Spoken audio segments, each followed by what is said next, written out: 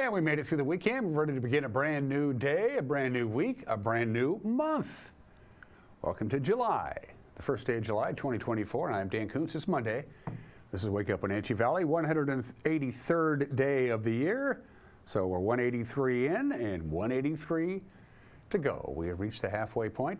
We're going to see highs in the mid-80s today, just like we saw on Saturday and on Sunday, and it's going to be breezy.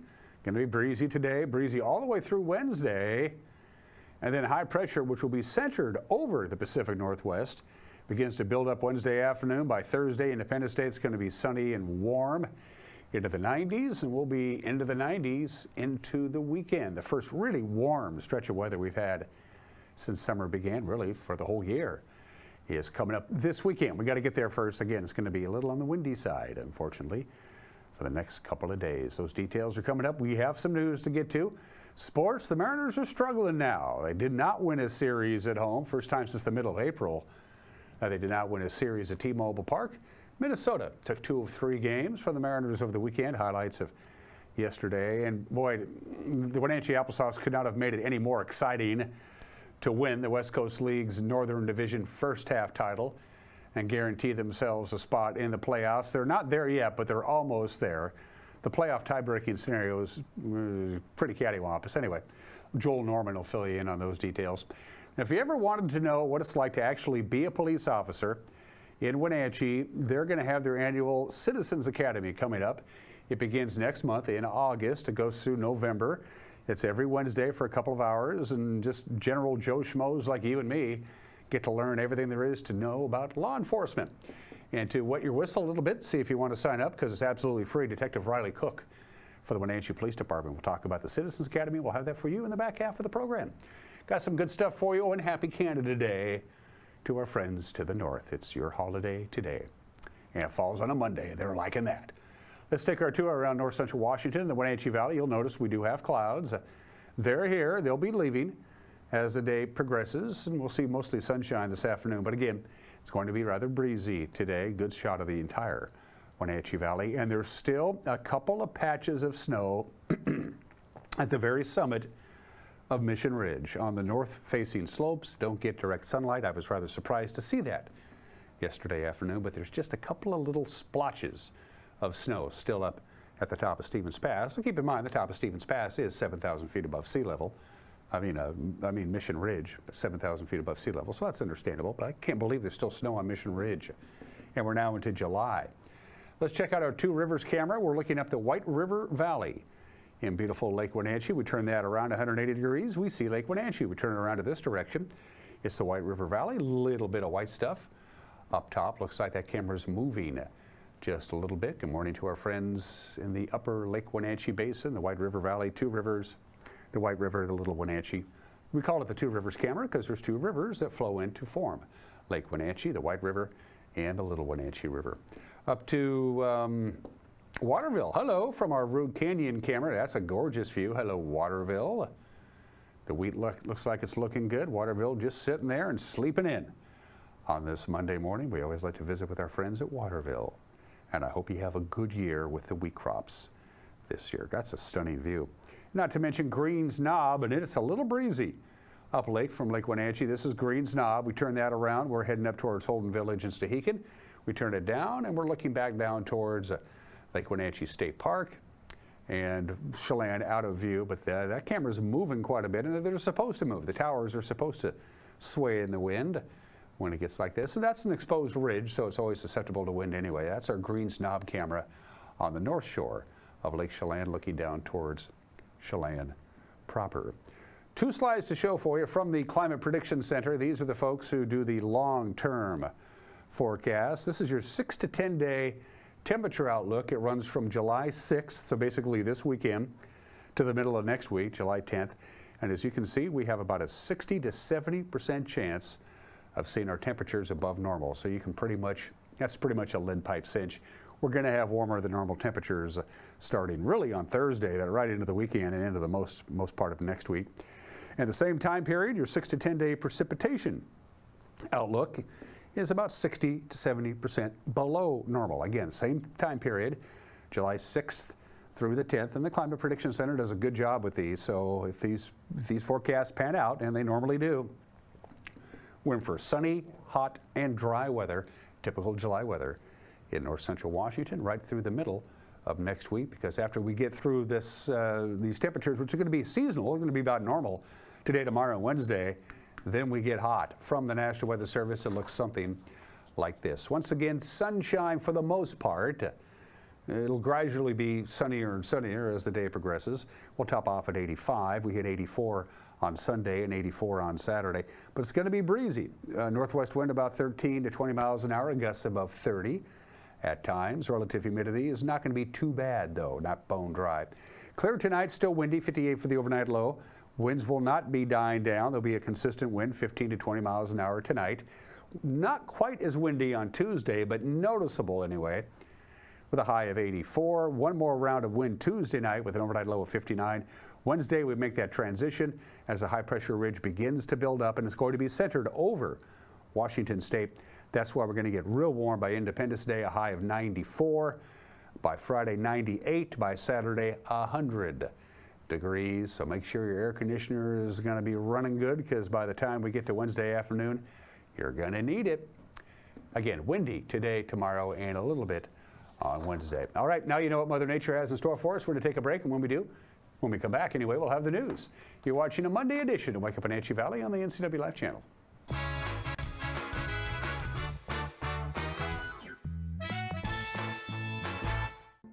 The family at the Epladolin want to help your loved one feel at ease in their new home environment. Epladolin offers beautiful one-bedroom and studio apartments. Residents enjoy 3 delicious home-style meals a day, laundry service, housekeeping service, and encouragement to make themselves cozy in their new home. Epladolin welcomes your family to come and visit their family. Epladolin, independent and assisted living. They make the complicated easy for you. Call today for a tour. As sheriff, I arrested rioters, rapists, and mass murderers, locked up human traffickers who preyed on women and children. On my watch, everyone was accountable. Despite being the Attorney General for 12 years, Bob Ferguson does not take responsibility for the rapid increase in crime and homelessness, businesses moving out of state, and jobs lost. And he thinks he deserves a promotion? Global Car Care has the best customer service in the Valley. From the moment you walk in the door, their goal is to help you stay on the road, so you can keep doing what's important to you.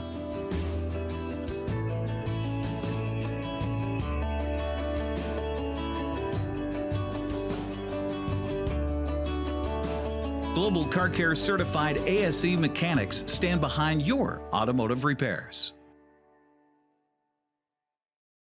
Apple Valley Honda is bringing the future of driving to you. Introducing the all-new, all-electric Honda Prologue EV. Say goodbye to gas stations and hello to a whisper-quiet ride and zero emissions. The wait is over. Finally, a local option for a quality EV from a brand with a track record of exceptional quality and reliability.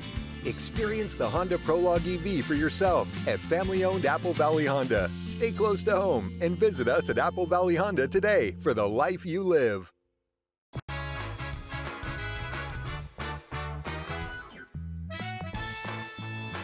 Mostly cloudy skies at 63 degrees. We'll be about 10 degrees warmer or 20 degrees warmer anyway, for afternoon highs. We'll still see quite a bit of sunshine this afternoon. Going to be windy today, windy tonight, windy Tuesday, breezy on Wednesday. We warm up Wednesday, and then I guess just plain hot on Independence Day, Thursday.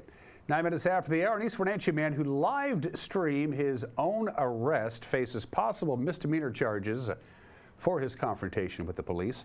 36-year-old Toller Charles Wolf drove away from a traffic stop early Thursday in the 1500 block of 8th Street Northeast, where police had sought to stop him for a broken taillight and no license plate.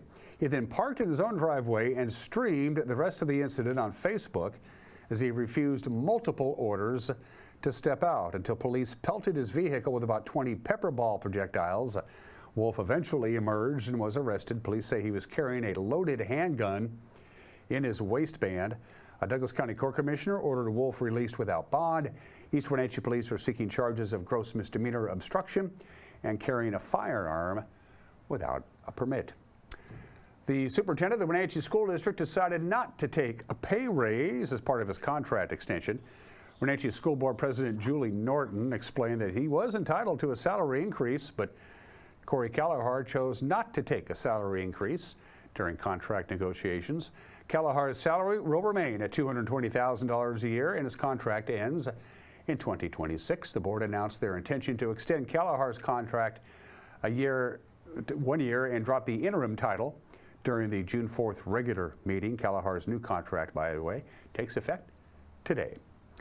The city of Wenatchee has a new director of public works. His first day is today. Tom Wolkholder was confirmed at Thursday night's Wenatchee City Council meeting. He takes over from Rob Jammerman, whose retirement became official at the end of last week. Wolkholder was previously the public works director for the city of Leavenworth, and prior to that, projects development manager for the city of East Wenatchee. Jammerman's departure is one of 3 high-profile city retirements that became effective this month, along with IT Director Dale Cantrell and Police Chief Steve Crown. 11 people are now U.S. citizens after NCW Libraries brought citizenship services right here to the Valley. U.S. Citizenship and Immigration Service officials from Yakima and staff from the Hand in Hand Immigration Service joined individuals seeking citizenship at the Wenatchee Public Library last week. The ceremony was a first for NCW Libraries, who were contacted by immigration officials about bringing their services to the Wenatchee Valley, as citizenship-seeking individuals would typically have to travel to Yakima, Spokane, or Seattle. NCW Libraries Latinx Service Manager Claudia Bovey said many of the people passed their naturalization interview just a few hours before the ceremony. After taking their oath of office, the new citizens registered to vote with Chelan County Auditor Skip Moore. They had a record year of ridership, Link did in 2023, and they've released new statistics highlighting local routes on the rise, and there's a lot of them. In the first 5 months of this year, there's been a nearly 25% increase in fixed route ridership in comparison to last year. Link's 3 consecutive months of ridership numbers over 100,000 has put Link on track to get to 1.2 million boardings for this year. Local routes on the rise include Route 7, that's in downtown Wenatchee, Route 4, that runs from Worthing Street to Walla Walla Point Park, and Route 9, which is in South Wenatchee. Route 22 to Leavenworth and Route 21 to Chelan and Manson, they continue to carry the heaviest passenger loads, exceeding a combined 1,000 passengers every weekday. Cascade Veterinary Clinic has outgrown their East Wenatchee location, and they're opening in a brand new building. And it's a pretty big one, too. Our very own Casey Safford caught up with Cascade Vet to get all the details that local pet owners would want to know. So looking back a bit on your previous East Wenatchee location, how long were you in that space? When did that one first get moved into? So we moved into that space in January of 2016, which was great. It was great for us to be able to expand to our clients that were in East Wenatchee, have a more accessible location. We just definitely have outgrown that space and the functionality of it for what we're hoping to do and hoping to offer to our community. So tell us, when is this location officially opening, and is anything special happening for that opening day? So we will be opening July 1st, and that is going to be in itself a big and exciting event, but we are hoping to offer an open house in August, likely or so that we can have our clients and the community come in and see this incredible space that's going to give us opportunity to offer wonderful care to their pets. So as a veterinarian here, and as one that's been here for 10 years now, what are you most excited about going into this space after working at previous locations? Honestly, the functionality. It's going to be so much better for the experiences for the clients, but also for the pets, which is obviously our priority. The amount of open air, fresh light and natural light coming in, the comfortability of the movement through the clinic. There's not so much kind of narrowing and dark hallways, which we know kind of make especially dogs a little bit more nervous walking through. So our goal is just try to make this the most comfortable experience as we can, while also giving us the opportunity to make sure we're able to offer the best quality of medicine at the same time. Great. So tell us, is the East Wenatchee location that you previously had going to be closing here soon, or has that already closed down in preparation for this opening? That location we closed just on Wednesday. So that was our last day. And then we've been moving the past 2 days, and so that location will no longer be a vet clinic. All right.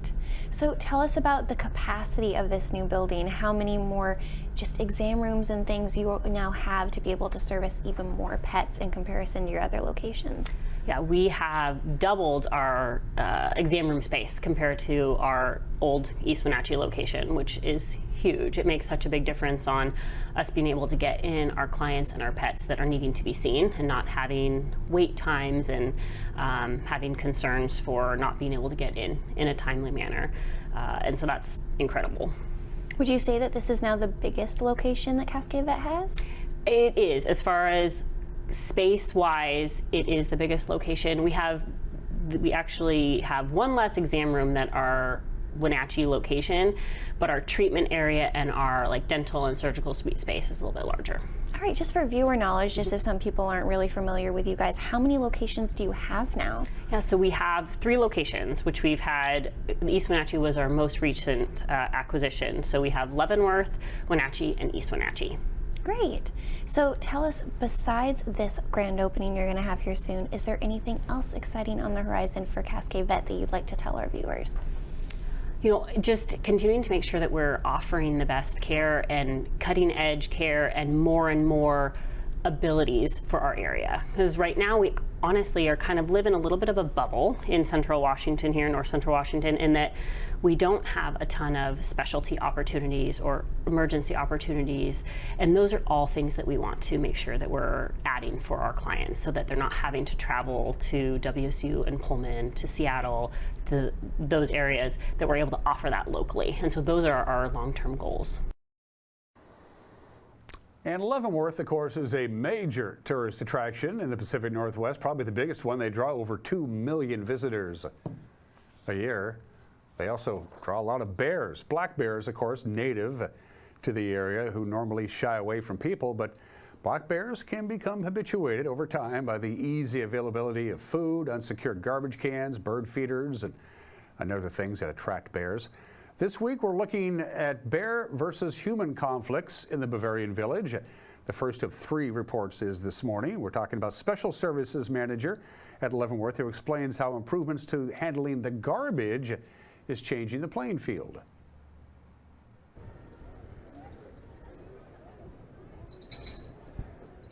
My name is Kara Raftery, and I am the Communications and Special Projects Manager for the City of Leavenworth.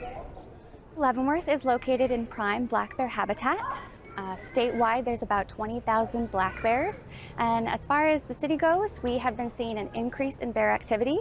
From about 2019 to 2023, the Washington Department of Fish and Wildlife received over 430 calls regarding black bears, and on about 166 of those, officers responded due to either property damage or potential human-bear conflicts. As far as it goes to within city limits, we've been seeing an uptick in unsecured trash incidences. Food attractants that attract these black bears to our area is unsecured trash. So we have been working towards mitigating that with our collaborative partners. So in order to mitigate trash attractants for black bears in our area, we have recently leased and installed 55 Big Belly street cans, which is featured right here. They are solar powered. They have sensors which alert us to when they are filling up. And everyone's favorite feature is the foot pedal, so you don't even have to touch the handle. And one of the great things about these is our previous trash cans were only about a 32-gallon capacity for a long downtown corridor. These ones can do 32 gallons of compacted trash, which equates to about 150 gallons of uncompacted trash. So they can handle a lot more trash, which is really great during busy seasons and festivals when we see an influx of tourists. 10 of these have smart sensors, and that alerts our team to when they're nearing capacity so we can make sure that they don't overflow, which helps reduce food attractants to black bears in our area. It's been a really exciting partnership with the Department of Fish and Wildlife, Waste Management, and several other partnership groups in sort of this education outreach effort that we have been working cohesively on and actively working on, sort of our bear-wise strategy for a community. So in addition to the Big Belly cans, in addition to the pilot program that we did last fall with the Defenders of Wildlife, installing We have 46 deployed 96-gallon totes in our commercial accounts, as well as postcards and outreach and videos. I highly recommend people go to the DFW site and watch their videos about living with black bears. We've been working with the chamber to outreach for visitors so they know how to recreate when they come to visit and play in bear country. And it's been a really exciting process, and it's something we're continuously working on. We also have identified some areas in downtown that have higher conflict, and we've been working with them to sort of mitigate unsecured trash, and really that is those bear-proof totes. The biggest challenge that we're facing right now as a city is finding a bear-proof tote for our 300-gallon containers that we use for most of our commercial accounts. I think that most people, as a part of the community, love not only being a part of Leavenworth, but also appreciate the wildlife that we coexist with. So we have gotten some really great feedback, people interested in being more bear-wise or obtaining a bear-proof container from Waste Management for the residents. And even people from out of the area within the county limits have been asking questions. So we've seen a lot of forward movement and a lot of people willing to sort of be a part of that collective effort to be more bear-aware. And that's really exciting. And we're really hopeful that we can enact a big change by using those small preventative bear-wise steps. This is a 3-part report. Tomorrow, it's an interview with Camille Stem. You might remember her. She's a Leavenworth native who survived a bear attack a couple of years ago. It was a bear that became unafraid of humans. We'll have that for you tomorrow on both Wake Up Wenatchee Valley and the NCW Life Evening News. And that's what's going on this first day of July. We'll have the news coming your way at 5 o'clock, 6 o'clock, and 10 o'clock tonight. 5, 6, and 10 on television. If that's not how you consume your news, if everything is online for you, streaming, what have you, then our news will be up and running on our homepage, ncwlife.com, on our Facebook page, on our YouTube page. We have an app. If you haven't downloaded it, there's a QR code right there. Pick up your smartphone and go right at it. And if there's something out there you think warrants our attention, you send us an email. Our address is news@ncwlife.com. Mariners have been struggling, and the Apple Sox had a very nerve-wracking weekend, I guess. We'll get to sports when we come back. You're watching Wake Up Wenatchee Valley on the NCW Life channel.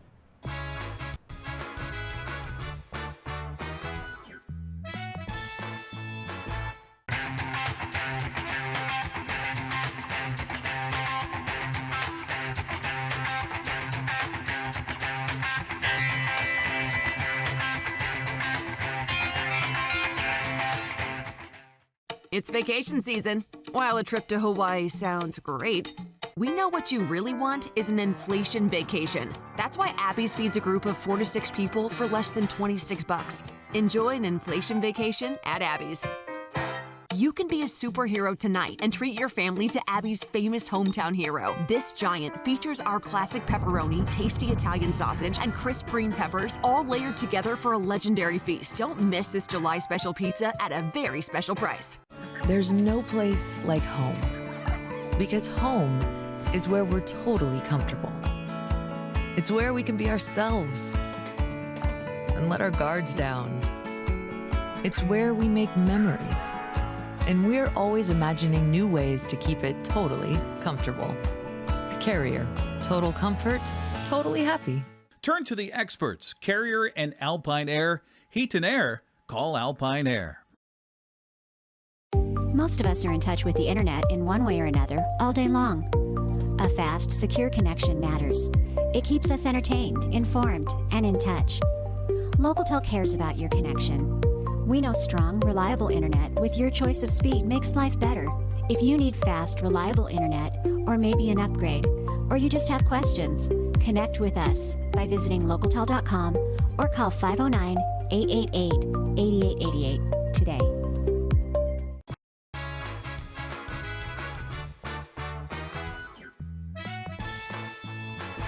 24 minutes after the hour, Trevor Larnach hit a 2-run go-ahead home run in the 8th inning, and that made the difference as the Twins take a 5-3 victory over the Mariners yesterday.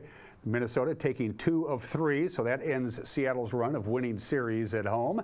The Mariners had won 9 straight series at T-Mobile Park dating back to mid-April. To left center field, fading and down a base hit. Castro's going to round. He will score. And Larnach comes up with a first inning RBI single. And it's 1-0 Twins. The way he's hit the ball lately with not a ton to show for it. Castillo got in on him. Great read by Willie Castro, too, here. Yeah, this crowd gets on its feet a little bit for Luis. They give him some noise. All right, so Mitch Garver hit on the wrist, the underside of a wrist by a pitch back in the second, and he had to leave the game. Mariners have lost their DH.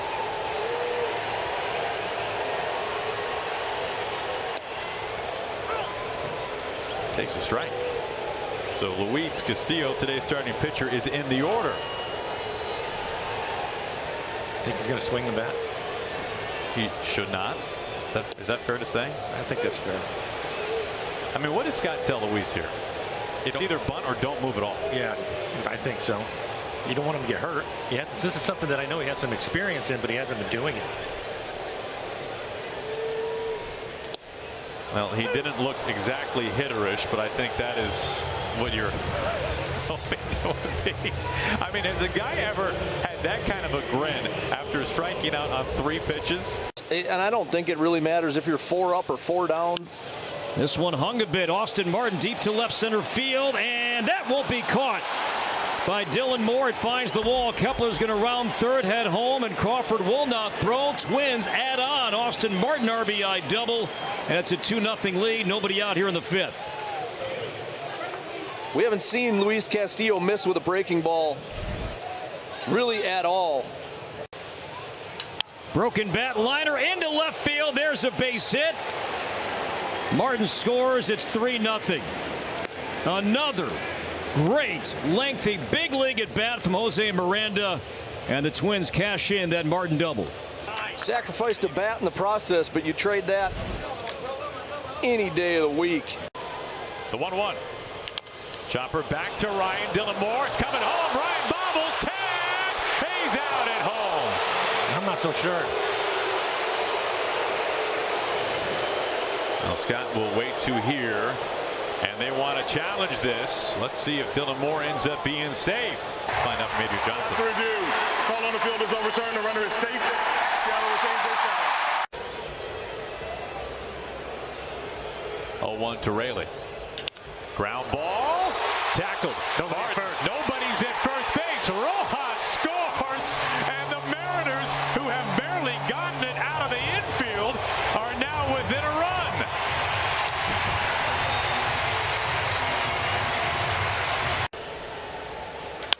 Out to right field. Blistered back by the wall. It bangs off the fence. Rayleigh's coming home. Jorge Polanco, the former Twin, ties it in the bottom of the 7th inning. He gets the green light, 3-0, and there's the fastball right in the middle of the plate. And this one a rocket to right center field. Going back is Rodriguez. Still going. Rodriguez will turn, and it's gone. Trevor Larnach in the 8th inning. Homers to the right of dead center. His 8th, and the Twins jump back in front. It's 5-3. And wrestle the momentum right back from the Seattle Mariners. This one over the mound. It's going to be a tough play. Farmer bare hands and throws him out, and this one is over. And the Twins win the rubber game and beat the Mariners 5-3 and take the series and cap off a 6-3 West Coast trip.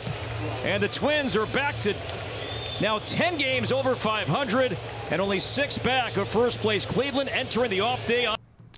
Manager Scott Service was disappointed in the loss, but he said it wasn't like we weren't trying. Really good effort by our guys today. We competed our tail off. You know, we're trying to figure out a way to scratch and claw and get back in the game, and we did. Just weren't able to hold them down at the end. And you look at the series, how it played out. You're right there with them. They got a couple big home runs late in games, and that was the deciding factor in this series. So, again, it's a team that we match up. Very similar teams. Obviously they got some big hits in this series, bigger ones than we did, and that's what decided the outcome of it. I thought The Rock today pretty good. Obviously, he gave up a couple runs in the 5th, and where we were at, having to have him in the lineup today, to get back into the game, I had to remove him in the 5th, with the pinch hitter there. I thought the guys at the bullpen, Ryan Stanek's been really good for us. He left a couple splits up today, and that happens once in a while, but. not for lack of effort or anything like that. Today, they got a big hit at the end, and we did. And I thought, I'm talking about competitiveness, the game that Rayleigh had out there today, I thought it was a huge hit for Polo today. Hopefully that gets him going a little bit, but just not quite enough. No doubt, it's a different game. I will say you're really into the game from the National League game, and managing that game is so much different. But, our guys stepped up. A number of guys threw the ball really well out of the pen. Stanley just left a couple splits up. And again, I can't give him enough credit. He's been really good for us. Mariners have the day off today. They're going golfing, and they welcome the Baltimore Orioles to town. The Orioles, of course, leading the American League East. The three-game set with Baltimore begins tomorrow. George Kirby, by the way, will start for Seattle. The Mariners' lead over the Astros in the American League West is now down to just 3.5 games. Remember, they had a 10-game lead. It wasn't that long ago. Not anymore. After the Twins beat the Mariners and the Astros, it took them 11 innings, but they knocked off the Mets. Final there was 10-5. Rangers crushed the Orioles in Sunday Night Baseball 11-2. It was the Tigers just by the Angels 7-6. And the Diamondbacks took care of the Athletics in the American League West. Well, after back-to-back heartbreaking 1-0 losses to Bellingham, they lost to Bellingham in 11 innings, 1-0 on Friday. They lost to Bellingham 1-0 on Saturday. The Apple Sox pulled off a remarkable comeback yesterday afternoon to almost punch their ticket to the West Coast League playoffs. Joel Norman has the wrap and the rather convoluted playoff procedure. The Wenatchee Apple Sox pulled off the improbable with an 11-8 victory against the Bellingham Bells on Sunday afternoon, and they are in the driver's seat to potentially win the West Coast League's North Division first half playoff title. The Apple Sox were shut out back-to-back days on Friday and Saturday, and their bats awoke after a deep hibernation. After going 27 consecutive innings without scoring a run, they busted out to erase a 5-run deficit with a 5-run top of the 8th inning. The Sox would score 6 more runs in the top of the 9th and take an 11-8 victory against the Bells on Sunday afternoon. Now the Apple Sox will watch the scoreboard and wait. They are off on Monday. Port Angeles is at Edmonton one last time to wrap up the first half for both of those teams. And if Edmonton wins, the Apple Sox will still win the West Coast League's North Division first half title so long as they have a better run differential. And the Riverhawks would need to win by 16 runs on Monday in order to pick up the first half playoff berth. Wenatchee also would clinch the berth if Edmonton is unable to win and would lose to Port Angeles. With your Apple Sox update, I'm Joel Norman. Thank you, Joel. Yeah, the Apple Sox are off today. Then they start their second half of the season tomorrow night against the Victoria Harbor Cats at Paul Thomas Senior Stadium. Wednesday night is fireworks night, by the way, at the ballpark. And the West Coast League scoreboard from our friends at Les Schwab. There's the Wenatchee final over Bellingham. Edmonton did beat Port Angeles 3-2. Edmonton 1/2 game out with still 1 game to play, but Joel explained the scenario there. The other winners, Nanaimo, Cowlitz, Portland, Kamloops, and Kelowna knocked off Yakima Valley. And those are just some of the games that people are playing. At 33 minutes after the hour, happy Canada Day.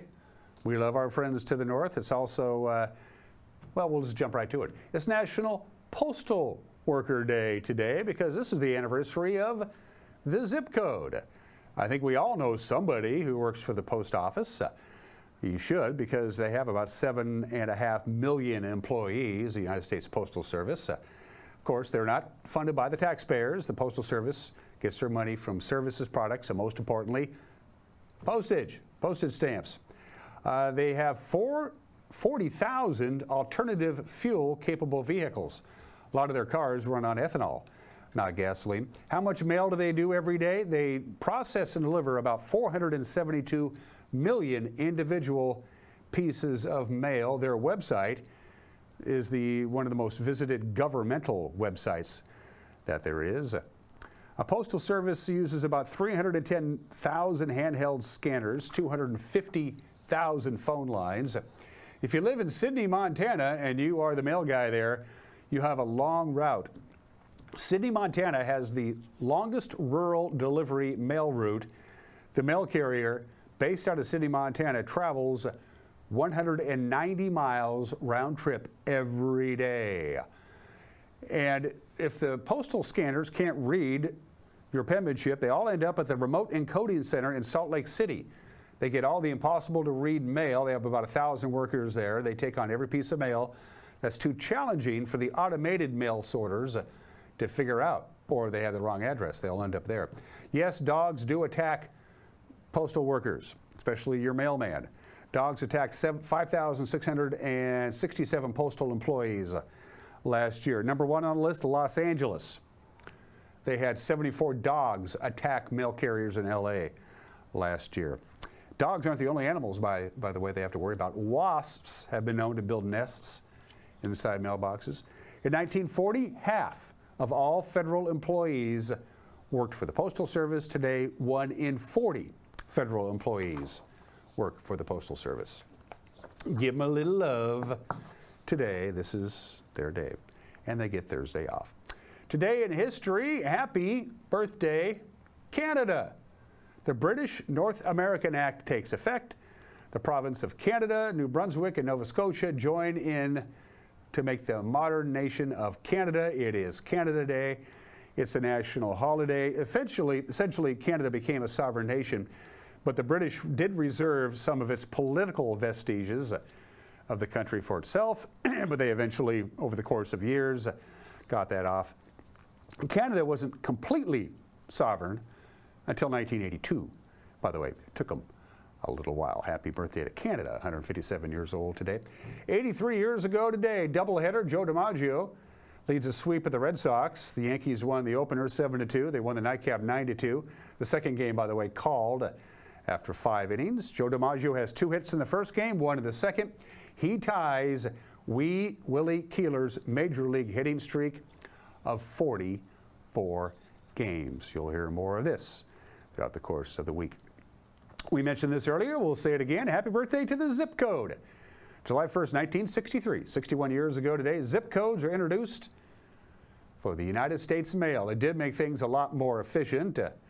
And by the way, Mr. Zippy, his actual first name, Keith. Bet you didn't know that, Mr. Zip. He's 61 years old today. Happy 45th birthday to the Walkman, the Sony Walkman. That's the first edition of the Walkman, rolled out July 1st, 1979. That ran you about $150. In 1979 money, that's $500 today. Sony predicted they would sell about 5,000 Walkmans the first month. They sold 50,000 Walkmans in the first month, and by the early 80s, I know, I had one, Walkmans were pretty much everywhere. I went through my fair share of Walkmans over the year. Happy birthday to the Walkman, no longer in there. And this is really strange. This is the 44th anniversary of O Canada becoming the national anthem of Canada. The song was written in 1880. It has been associated with Canada since 1880, but somebody realized somebody didn't do the paperwork.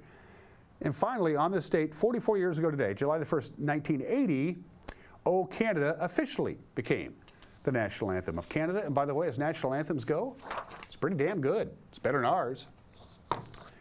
Musically speaking, of course, 38 minutes after the hour. Birthdays. Olivia de Havilland lived to the age of 104. That's impressive. Of course, she played Melody Hamilton in Gone with the Wind. 2-time Academy Award winner for the Best Actress.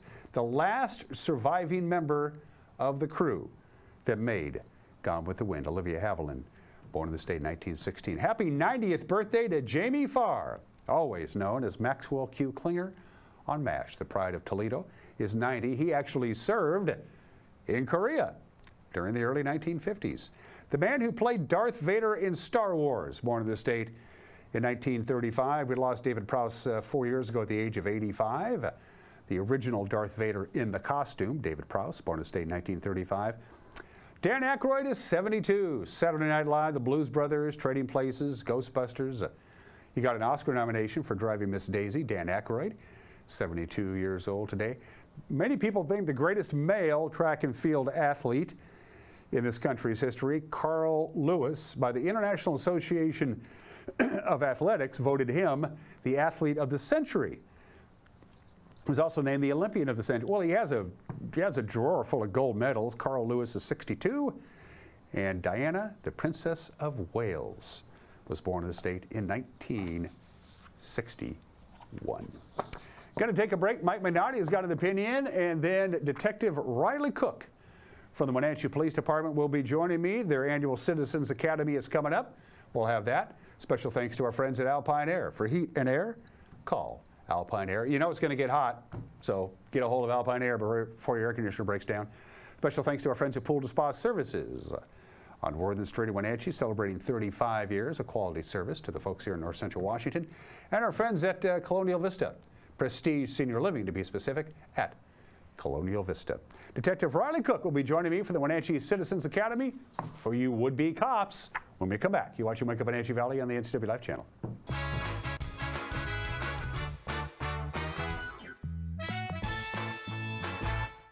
Highlander Golf Course and Grill, located in East Wenatchee, offers terrific views and challenging play for golfers at every skill level. From the golf course to the grill, you don't need to be a member to dine in style and play golf too. Highlander's well-groomed fairways and greens keep it difficult, yet friendly for your regular rounds of golf or a new destination for you and your out-of-town friends. Contact the Highlander Pro Shop today to schedule your tee time, outing, or tournament. Open 7 days a week, where everyone is welcome to play and eat. Are you dealing with a pest or weed issue and you just don't know what to do? We use the best pest control methods approved for areas with kids and pets. Whether it's rats, mice, ants, or spiders, or something else altogether, we provide the coaching and solutions you're looking for. And you can know that your dollars are supporting a local, family-owned and operated business. Allow us to help you get back to living healthy and pest-free. Harvest Valley Pest Control. Now there are even more reasons to meet at the Pybus Market. Outdoor dining and tastings, the fabulous Farmers Market, Saturday artisans on the concourse, and your favorites all week long. No matter the reason, it's always time to meet at the Pybus Market.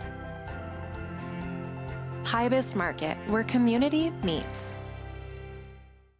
Imagine a science project being done on the kitchen table. Feel the excitement on Christmas morning as the kids race down the stairs to form memories that cannot be erased. Listen for the laughter coming from the next room.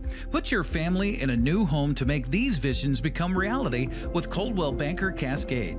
Use the Move Meter entering 2 cities and see how a potential move scores based on the cost of living and other factors. Make your dream place a reality with Coldwell Banker Cascade today.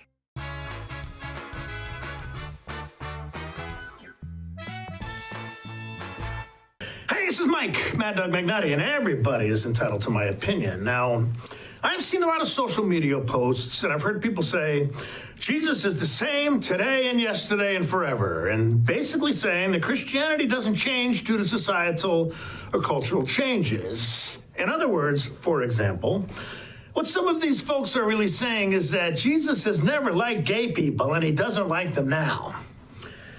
Well, I agree that Jesus is the same and doesn't change, but what needs to change is any of these churchy attitudes that denies that God's grace and reconciliation are available to everyone regardless of who they are, even if some current evangelical folks don't like some of them. This is Mike, Mad Dog McNutty, and that's my opinion.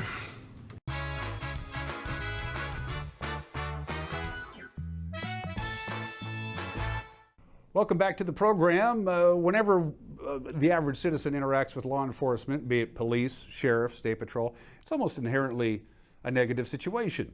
I got pulled over for a speeding ticket, or somebody stole my bike, or something is wrong and I need law enforcement to help me out, or law enforcement is intervening on something maybe I did wrong, like run a red light. We want to dispel some of those myths and misconceptions, and you can personally find out what it's all about by going to the Citizens Academy, put on by the Wenatchee Police Department. Detective, introduce yourself to our television family. I am Detective Riley Cook with Wenatchee Police Department. Here for 6 years. You were on patrol and now you're a detective. Correct, yeah. And did you inherit this job? Because this is not the first time they've done Citizens Academy. It's been going on for quite some time, but did Chief Crown or former Chief Crown said you're it, or how did you end up with this particular gig? No, this will be my 4th year doing it. This will be my 2nd year as the primary guy running the show. 4 years ago, I heard that we were doing it, and reaching out and interacting with the community is kind of one of my passions in law enforcement, and so I asked to be a part of it. I spent 2 years as kind of the second guy, helping out, if we need advertising or going and recruiting, whatever it is we needed, I kind of filled that role. And then last year I took over, and the sergeant who was running it kind of just oversaw it, and then he stepped away last year, and now it's completely my show this year. Do you like it? I love it. I will do it until they tell me I can't. If it means 20 more times in the next 20 years, I will keep doing it. This is basically Law Enforcement 101. You're gonna learn about 20 different aspects of law enforcement. How was the curriculum chosen? Because I'm looking at the bullet points of what you're going to learn over the course of the Citizens Academy if you sign up, and it's like everything. Yeah, I mean, we try to hit the big ticket items. You know, people want to know about the local drug and gang issues in town. There are a lot of misconceptions about what law enforcement is, more on like the side of, you know, why do we make the decisions that we make? For example, you know, everybody's seen a crime drama and they've seen a courtroom, but nobody actually knows the inner workings of it. So we have one of the nights is devoted to having an actual prosecutor come in and walk everybody through the process so it makes sense. Some of the other ones are a little bit more on the fun side. So, for example, the DUI one, we will actually have people come in and drink alcohol beforehand, and then we will teach the field sobriety test to the class, and they will get to do them to people who have consumed alcohol so they can actually see the effects of what we're looking for. And then some of the other fun ones, like we will create a course for them to drive a patrol car through, try to test out their driving skills, and we'll give them some tips on how to drive better, and that's fun. Towards the end, they start busting out stopwatches and timing each other to see who's the fastest in the patrol car. Some of the other ones, though, like we have a day devoted to homelessness and police trauma. Those kind of were not originally in the script, but after doing it for a few years, we realized it was something people were interested in. Obviously, homelessness is a big issue in the city, and it keeps growing.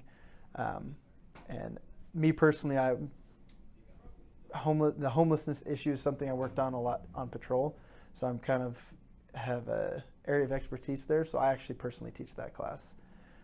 And then the other one that we added last year was police trauma, which is the effects of the job on the actual police officers and what it can do or how we cope with it, that kind of stuff. So the curriculum has been tweaked over the years to reflect the current law enforcement situation in the Wenatchee Valley. Specifically, you mentioned homelessness and things like that, and some things aren't as critical as they used to be. Yes, and the important part is we bring in subject matter experts on each one. So it's not me teaching every single class. I only teach one or two of the classes. We will bring in, for example, if it's the drug and gang day, we'll actually bring in the task force, and those officers will teach the class about drugs and gangs because that is their specialty. If it's the DUI night, we will have drug recognition experts, which are basically you've mastered DUIs of every kind. You could almost look at a person and tell what they're on, kind of thing. They'll come in and actually teach those classes. For the police trauma one that I brought up, one of our chaplains, he actually got his PhD in police-related trauma, and so he will come teach a class on that because he is a subject matter expert in it. So every class is being taught by somebody who's currently doing that job and has up-to-date information. Anybody in law enforcement, an accredited police officer such as yourself, has a general knowledge of lots of different things, and then as you work your way through the system, you end up in a specific specialty, whatever it is. For the average citizen, have you planted the seed that maybe I'm 22, 23, and I'm kind of dinking around, but hey, if I do this Citizens Academy, this might be something I might consider as a career? Absolutely. I mean, we're always trying to recruit. It's not a job for everybody, but people who are drawn to it find that they love it. We have ended up hiring a few people out of the Citizens Academy. Not that this is a police academy, that's not what it's designed for. The purpose of it is just to teach citizens more about the full scope of what the law enforcement world is. But people who are interested in law enforcement and kind of want to dip their toes in it, see if they're interested, they tend to go to this. We have one officer who just got off her full training regiment. She's on patrol now. We have another one that we hired as a records assistant. DOC, Department of Corrections, has hired a few. And there's a couple who have gone on to work at other agencies in the Valley as well. So it's a good stepping stone to, if this is something I'm interested in, you go to this, you're like, yeah, this is definitely something I'm interested in. Is this only for the citizens of Wenatchee, or can anybody in the general area say, I'm interested in this and I want to be involved in it? Originally, it was just for Wenatchee citizens, but we kind of opened it up. So as far as I'm concerned, anybody who lives in this valley is welcome to come. We've had people from Leavenworth, East Wenatchee, those kind of areas. That's totally fine with us. And not only does it not cost you a dime, you get a real kick-ass shirt too. I kind of like that shirt. That's course cool. Is completely free, and we do supply a polo. And you seem to have a great deal of retention. People don't drop out of this course. They sign up. You're going to go through a background check. Because you should go through a background check. And then once you've been accepted, and you're going to go to the academy on Wednesday evenings, that goes all the way through. It starts in August, goes through November. Not a huge time commitment.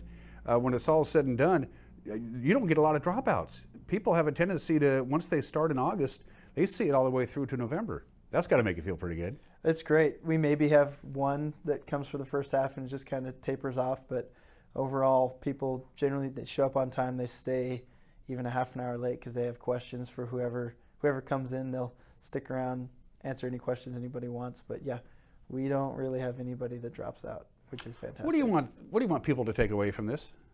If they come into that, they go through the whole deal. They get the shirt. They have the great little ceremony with the chief of police and the mayor. And what do you want the average? A newfound respect for law enforcement that maybe they didn't have. I think most people respect law enforcement, but maybe that much more. I would say as a whole, this whole valley is very respectful towards law enforcement. But my biggest takeaway that I hope people take from this course is that law enforcement as a whole and everything that we do is much more complicated than people might think it is. People see what we do on the internet or on social media, and generally they see the bad stuff that people in our profession have done. But it is so much more complex than they think it is, which is the sentiment I've heard from almost everybody who's gone through the academy is, wow, you guys do way more than I thought you did, and it's way more complicated than I thought it was. So what I want is when somebody goes through this course to be able to then, if they see something, if they hear a news article or they see a video, and they can be like, that might not look great, but I know that there's all these different reasons for it. Or if something good happened, be like, hey, I know why they did what they did, and I understand what I'm looking at. Or in their day-to-day life, they spot something that they wouldn't have given a second thought to, and they said, wait a minute, I remember when I went to the academy, something's not right here. Absolutely. I'm sure that's been a residual benefit that you probably don't even know about. It makes better citizens out of people. They're more informed. They're more willing to impart that knowledge on their friends and family. When they hear or see something like, oh, I learned about that in the academy. Yeah. And then they share that knowledge with other people. And they kind of get to see it firsthand because they will get to do a ride-along during the course. They'll jump in a police car for 4 or 5 hours or however long they want to be there, and they'll ride out on patrol and go to calls with officers, and they'll get to see it firsthand. Now that would be worth it right there. Oh, it's so much fun. It is the Citizens Academy, not the Police Academy. I watched the movie over the weekend to do some homework. Turns out it's just a comedy. I didn't know about that. It's a great movie. Yeah, you learn about local gang and drug issues. You can drive a patrol vehicle. All these important stuff. Some of it is kind of down and dirty, and some of it looks like it's just a kick in the butt. It's limited to 24 participants, and the deadline is July 15th, and that's like 2 weeks from now, or even less than that, July 15th.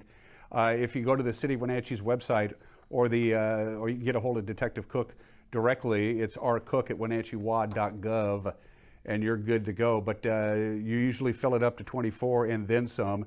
If you get past 24 and you pass the background check, you're probably going to make it in, right? Yes. Yeah.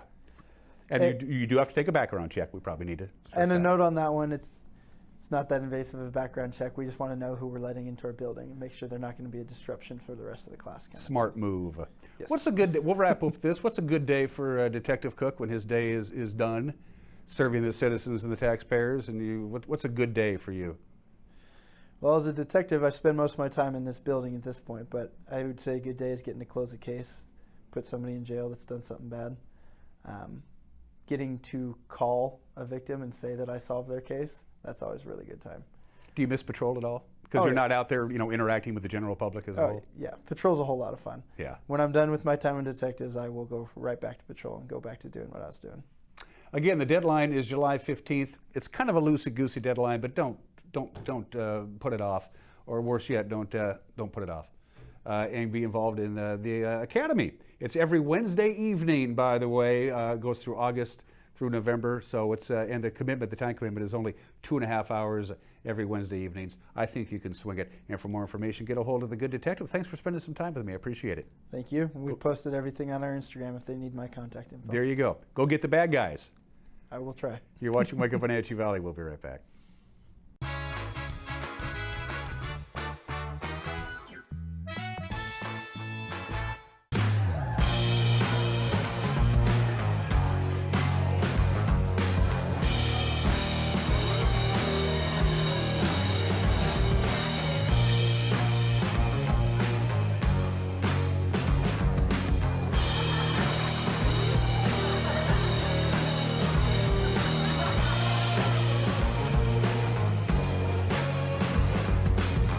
Check out ClubCrowCashmere.com for upcoming events and tickets.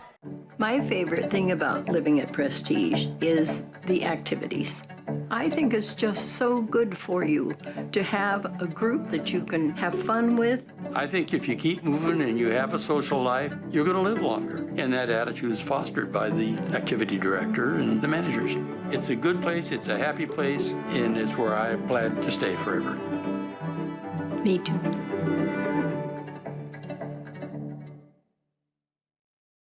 At Kennedy Group, we understand that buying and selling is more than a transaction, and it's more than just a house. This is where you will gather with friends and family, and where a lifetime of memories will be made. But buying a home is more than memories. Oftentimes, it's your biggest financial decision. The agents at Kennedy Group understand this and provide real estate advice based on your goals and dreams. Call us today, and let's find your happy place. The Lake Chelan Chamber of Commerce presents Wonders of Wooden Avenue. Steelhead Cider offers 20 taps with cider, beer, and wine, featuring views of the lake, great music, and fantastic flights. Find it on Wooden Ave behind the bookstore in downtown Chelan. Kelly's Classic Ace Hardware Store. From the minute you walk through the door, you'll feel the difference. Kelly's revives the days of personal service lost in the big box stores of today. Kelly's Ace Hardware in classic downtown Chelan. Wonders of Wooden Avenue, North Central Washington's premier shopping district.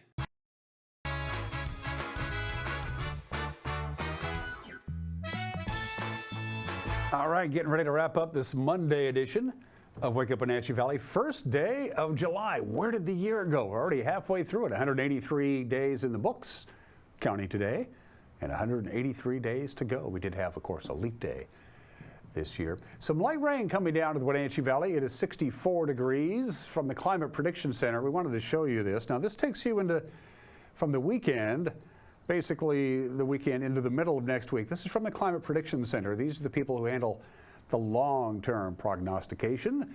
And as you can see, they think we're going to have about a 60 to 70% chance of above normal temperatures for the time period there, July 6th through the 10th, because a building ridge of high pressure is going to take shape across us, right across the Pacific Northwest late in the week, and it's going to stay there for a while. So what does that mean for rain? Same time period, only now we're talking about precipitation. Look at where we live, and we have about a 60 to 70% chance of seeing rainfall below normal. Now, we had a little bit of light rain on Saturday, just enough to register on the rain gauge, but we are still way behind. We are in a drought. But if this forecast holds true, and these folks are pretty good at what they do, starting Wednesday is when their high pressure ridge will really start building up. By Independence Day, Thursday, it's going to be hot, and we could be pushing 100 degrees by Saturday and right on in to the middle part of next week. From the National Weather Service, we're going to have clouds this morning. We'll have sunshine this afternoon, and we're going to have some wind, I'm sorry to say. Yeah, I know people are tired of it, but that's just the way it is. Northwest wind 13 to 20 miles an hour, gusts up to 30 at times today. We'll top off at 85, which is just about normal for this time of the year. Clear tonight, breezy again. 58 for the overnight low. Wind will be right about where it will be during the day. 15 to 20 miles an hour, and gusts right around 30 tonight. Not quite as windy during the day on Tuesday. We'll call it breezy. Maybe a degree cooler with a high of 84. Winds pick back up again on Tuesday night as this high pressure ridge begins to build up. So a little windy Tuesday night. We'll dip down to 59 for the overnight low. Wednesday is when we start changing things a little bit. The wind will be all but nothing on Wednesday. We'll hop up to 88 degrees to 94 on Independence Day, sometimes known as the 4th of July. Friday to 98. Saturday to 100 will be in the 90s anyway on Sunday, and it looks like we're going to be right around the mid to upper 90s for Monday, Tuesday, and Wednesday of next week. It is, after all, July. Don't forget, programming reminder, we have Independence Day off, but we will be here on Friday. And that is it for us. We will see you tomorrow. Have a great Monday. Bye-bye.